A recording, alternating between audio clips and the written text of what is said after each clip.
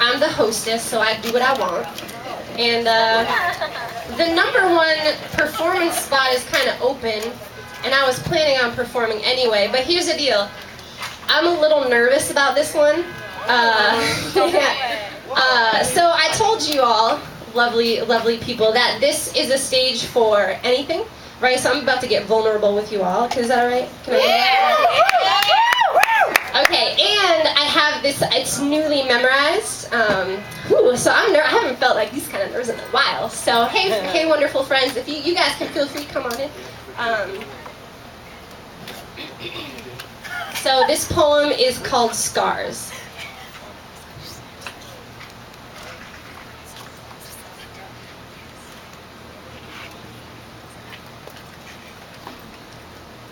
My scars are stars, lighter than lines that cry out in the night sky, the story that is my life.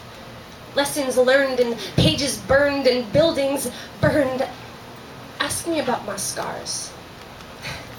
My hip thigh ridgeline lay under its rags, set on self-destruct because of never-ending ass slaps and suggestions to see back streets with empty seats. How do you heal when your heart is the only part that no one wants?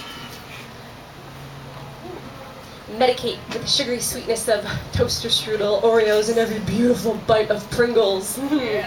Food, coma, fireworks that left me feeling flyer, higher, happier than any idiot dick. But the body protests, stretching in its own skin. These white ribbon seams were silent screams. This was self-preservation.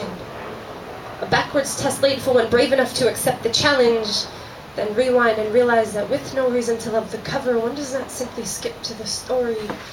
Instead, this book is bypassed altogether. I'm finally learning what it means to love myself.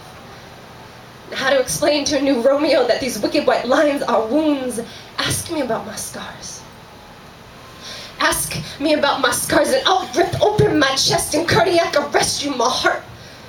Jagged lines etched into every surface. I'm careful about who I let hold it now. Because the blind aren't the only ones that can read this braille, and these crack ridge canyon carvings show my heart has a secret story to tell. These scars are reminders that tightrope walkers and acrobats fall sometimes too. That lion tamers are legends, and trapeze artists don't always look before they leap. Our humanness often gets in the way of happiness. With our love me nots, oops, sorry, I forgot, sticks and stones and broken bones and words will always hurt us. Happiness continues to be hindered like a bad habit by the he said, she said's self-control slips, many broken promises and one-night stand regrets. I think promises should be wrapped in glass, so if you break when you bleed, maybe then our matching scars would show that everyone bleeds and breaks promises the same. Heroes fall. And he didn't call, but then the underdog grows up to be tall and we forget. We forget that pedestals are prisons. Even when we lock ourselves in the cell, we sell ourselves short. A short-circuit mantra of not good enough, not good enough, not good enough.